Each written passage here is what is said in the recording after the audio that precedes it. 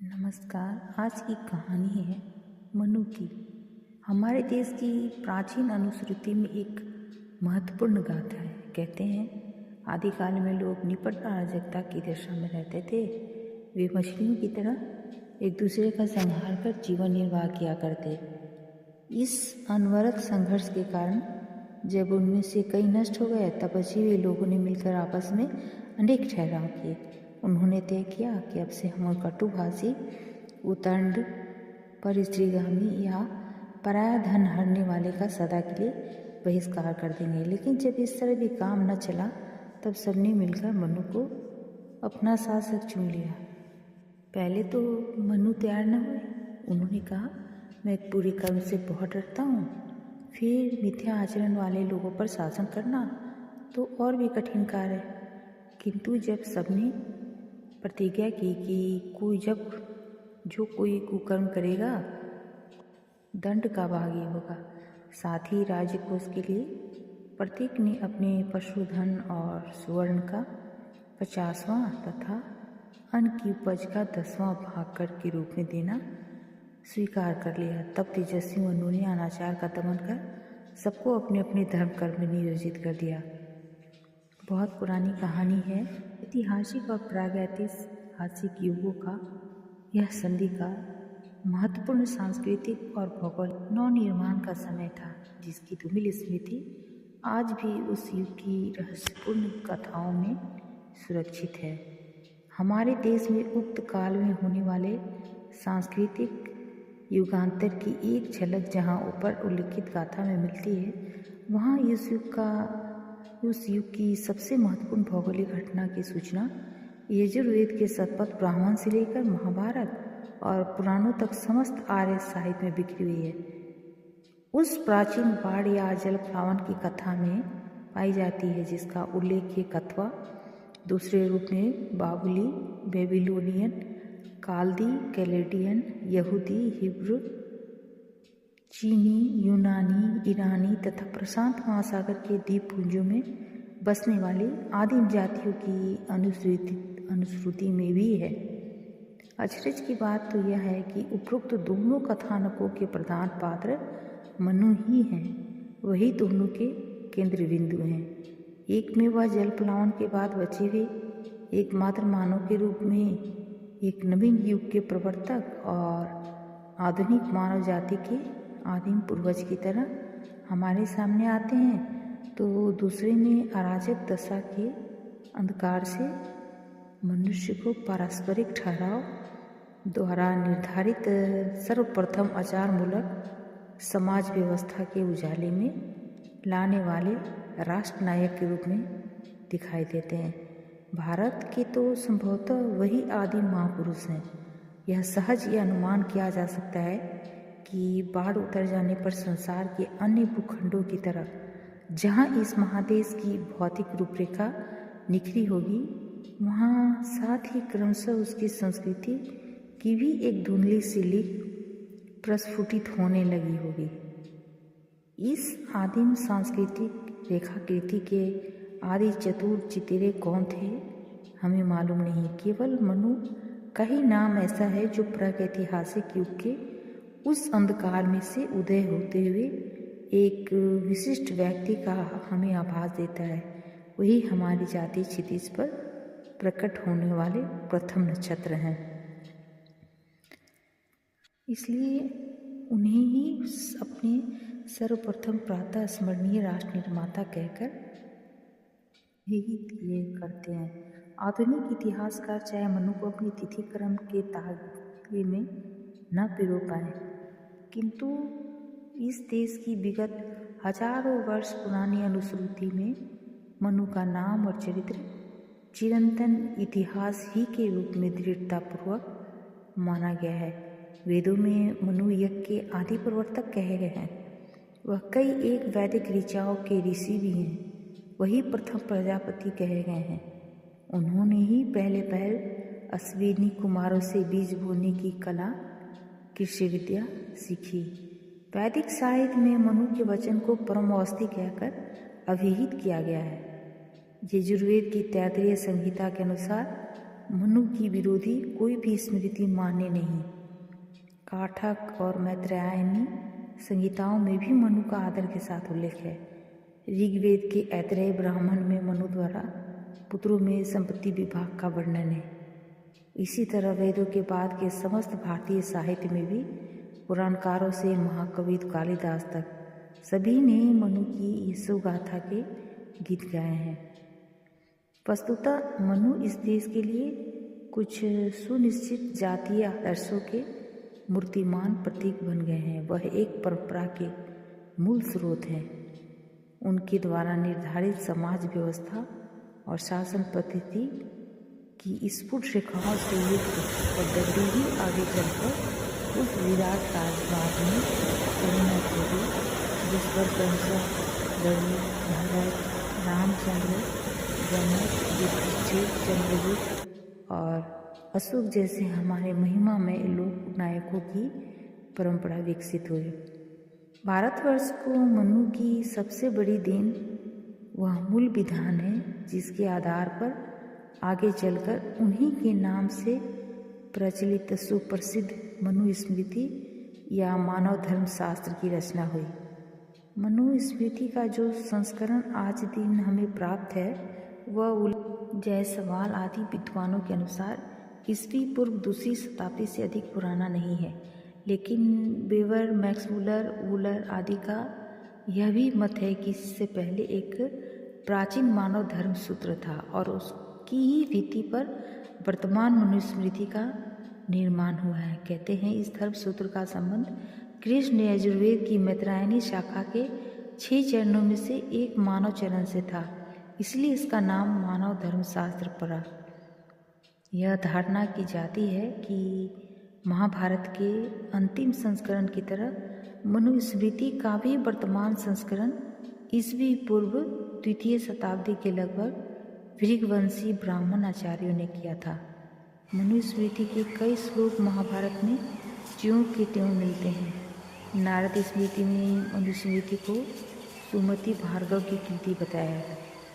यह तो स्वयं मनुस्मृति इनही उल्लिखित है कि इसके प्रवक्ता भृगु हैं। इन सब बातों से यह स्पष्ट है कि मनुस्मृति यथार्थ में मनु द्वारा निरूपित धर्म का भृगु द्वारा प्रस्तुत किया गया रूप है। आज दिन हमें जो मानव धर्म शास्त्र मिलता है वह उसी मूल विधान का अंतिम उपलब्ध संस्करण प्रतीत होता है। इसमें 12 अध्याय हैं जिनमें कुल मिलाकर लगभग 2500 अनुभव श्लोक हैं। कहते हैं पहले यह ग्रंथ 1 लाख श्लोकों में निबद्ध था और उससे भी पहले गद्य में था। इसमें सरल ढंग से सृष्टि की उत्पत्ति, मनवंतर युग और काल विभाग के संक्षिप्त वर्णन के बाद विशद रूप से चारों वर्ण व आश्रम तथा 16 संस्कार, 3 ऋण, 4 पुरुषार्थ एवं 5 महायज्ञ आदि की योजना में पिरोया हुआ वह विधान बताया गया है जो भारतीय समाज व्यवस्था की रीढ़ है। संभव है कि यह विधान लेखबद्ध बहुत बाद में हुआ हो, परंतु इसमें संदेह नहीं कि वह भारतीय समाज में प्रतिष्ठापित था बहुत पहले से ही। इसके पीछे एक निश्चित परंपरा थी जो आश्चर्य नहीं यदि धुंधले प्राचीन काल में मनु वैवस्वत से ही प्रारंभ हुई हो। अंदर प्रागैतिहासिक युग से ईस्वी एवं ईस्वी पूर्व दूसरी शताब्दी तक जबकि मानव धर्म शास्त्र का अंतिम संस्करण हुआ, मनु के व्यक्तित्व को हम भारतीय गगन में सुविस्तृत आकाश गंगा की तरह पसरा हुआ देखते हैं। आकाश गंगा से हमने मनु के व्यक्तित्व की तुलना इसलिए की है कि उनके तेज में न जाने कितने अविदित समाज विधायकों का तेज पूंजीभूत है। इतिहास के आरंभ के समय मनु के तत्वावधान में समाज व्यवस्था की जो पतली सी सरल रूपरेखा फूट निकली थी, समाज के विकास के साथ कालांतर में वही विशद और पहले से अधिक जटिल बन गई। न जाने कितने ही विचारकों और समाज निर्माताओं की तुलिकाओं का चमत्कार भीतर ही भीतर सदियों तक काम करता रहा होगा, तब कहीं उसका यह रूप निखर पाया। निस्संदेह युग युग की विशिष्ट भावनाओं की छाप लगने से उसका रूपांतर भी होता रहा। फिर भी हम उस व्यवस्था में निरूपित धर्म को मनु का धर्म कहकर ही अभिहित करते हैं। इसका कारण यही है कि उस धर्म की बाह्य वेशभूषा का विस्तार, विकृति या रूपांतर होने पर भी उसके मूल में वही आदि सूत्र विद्यमान है जिनका निर्माण मनु के द्वारा हुआ था। मनु का वह मूल धर्म क्या है? निस्संदेह वह प्राचीन भारतीय धर्म से कोई अलग वस्तु नहीं है। यह वही धर्म है जिसके सूत्र वेदों में बिखरे हुए हैं, महाभारत में व्यास ने जिसकी व्याख्या की है और रामायण में वाल्मीकि ने जिसका जीता जागता चित्र खींच दिया है। यह धर्म भारतीय समाज व्यवस्था का मेरुदंड है। मनु के धर्म में आचार को सर्वोपरि स्थान दिया गया है, उसे ही परम धर्म माना है और उस सदाचार विशिष्ट धर्म के मूर्त आदर्श के लिए उस जीवन क्रम का निर्देश किया गया है जो अति प्राचीन काल ही से इस देश के हृदय प्रदेश सरस्वती, गंगा आदि धाराओं से सिंचित मध्य देश में स्थापित हो चुका था। उस धर्म मूलक आचार की ही श्रेष्ठता की मानो सारे संसार को चुनौती देते हुए मानव धर्म शास्त्र में कहा गया है, इस देश में पैदा हुए श्रेष्ठ पुरुषों से पृथ्वी के सब मनुष्य अपने अपने चरित्र की शिक्षा लें। मनु के जातीय विधान का केंद्र बिंदु मनुष्य है। आचार के महत्व पर उसमें जो बार बार जोर दिया गया है वह इसलिए कि मनु के विचार में आचार से रहित कोई भी मनुष्य न अपने को न जाति को ही ऊंचा उठा सकता है। मनु का यह आचार ही वैदिक शब्दावली का ऋतु मार्ग है। इसी को वाल्मीकि ने चरित्र के नाम से अभिहित किया है और व्यास ने धर्म कहकर उसकी परिभाषा की है। यह आचार मानव भारतीय संस्कृति में मनुष्य की ऊंचाई नापने का एक पैमाना है।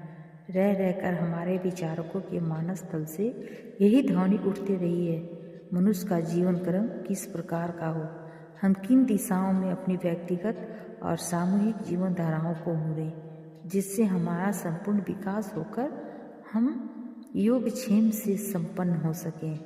और इस प्रश्न के समाधान के लिए सभी ने अपने अपने ढंग से एक ही उत्तर दिया है। वो उत्तर है, जीवन को सदाचार की नींव पर स्थापित करो, चरित्र की साधना करो, उस धर्म या रीत मार्ग का अनुसरण करो जो अभ्युदय और निहित श्रेयस दोनों की प्राप्ति का साधन है। इस मानव मूलक धर्म का मनु के विधान में एक पूरा मानचित्र सा खींच दिया गया है। विधान क्या है? मानो सूक्ष्म मनोवैज्ञानिक अध्ययन के बाद निश्चित किया गया व्यक्ति और जाति के जीवन भर के कार्यक्रम का क्रमवार निर्देश है। संसार के इतिहास में इतने सूक्ष्म वैज्ञानिक ढंग की दूसरी किसी समाज व्यवस्था का उदाहरण हमें नहीं मिलता। संभवतः मनु के विधान में इसी ऊंचाई को देखकर जर्मन तत्ववेत्ता नीत्शे ने उद्गार प्रकट किए थे कि मनु का धर्मशास्त्र बाइबल से कहीं ऊंचे दर्जे की बौद्धिक कृति है। जीवन में अनुशासन की स्थापना का प्रतिपादन करने वाले मनु स्वभावतः ही अराजकता के कट्टर विरोधी हैं। इसी तरह इस लोक की अवहेलना कर कोड़े परलोक की ओर आंखें गराए रखने वालों का भी वह समर्थन नहीं करते। वह वास्तव में कर्मयोग के उपासक हैं। उनका धर्म शक्ति मूलक धर्म है। वह जाति को बलवान वीर्यवान देखना चाहते हैं और इसी उद्देश्य से उस पर अनेक कठोर कर्तव्यों और ऋणों का बोझ लाद देते हैं। इन कर्तव्यों को कराने वाली राष्ट्रीय शक्ति को ही मनु ने दंड कहा है और उसकी प्रशंसा में यहाँ तक कह डाला है कि दंड ही सब कुछ है, वही शासक है, वही नेता है। उसके ही तेज से समस्त जाति अपने निर्धारित कर्तव्य कर्म में संलग्न रहती है और इस प्रकार मनु व्यक्ति और जाति दोनों को धर्म के बंधन में कठोरतापूर्वक बांध देते हैं। किंतु इसका अर्थ यह नहीं है कि वह स्वच्छंद प्रगति या विकास के मार्ग रुंध देते हों। मनु स्पष्ट शब्दों में हमें अपनी अंतरात्मा के विवेक के अनुसार कार्य करने की भी अनुमति देते हैं। आए दिन हमारी राष्ट्रीय शक्ति के तार जो ढीले पड़ गए हैं, इसका कारण क्या यह नहीं है कि हम उस अनुशासन और विवेक की राह से एकदम दूर जा पड़े हैं जिस पर हमारे पूर्वज चला करते थे। यूँ तो कोरे तर की डोरी पकड़कर चलने वाले इतिहासकारों ने वाल्मीकि, व्यास, श्री कृष्ण अथवा याज्ञवल्क्य के आदि हमारे किस महापुरुष की ऐतिहासिकता में संदेह प्रकट नहीं किया है, किंतु इतिहास की परिधि में न समाकर भी वे सब हमारे लिए कितने अधिक सत्य हैं। सच पूछें तो हमें उनका ऐतिहासिक रूप उतना अभिष्ट नहीं है जितना कि उनका वह भावचित्र जिसे हमने अपने मानस पटल पर अंकित कर रखा है। मनु के संबंध में भी यही बात कही जा सकती है। हम उन्हें एक ऐतिहासिक व्यक्ति विशेष के रूप में नहीं देखते, पर उस विराट भाव मूर्ति में उनकी कल्पना करते हैं जिसे हमने अपने जातीय मंदिर में श्रद्धापूर्वक विगत अनेक व्यक्तियों से शताब्दियों से प्रतिष्ठापित कर रखा है। वह भाव मूर्ति वास्तव में हमारे जातीय आदर्शों का एक प्रतीक है। यदि ऐतिहासिक दृष्टि से वह अतिरंजित भी है तो भी हमारे लिए वह एक मार्ग निर्देशक प्रकाश स्तंभ के ही समान है।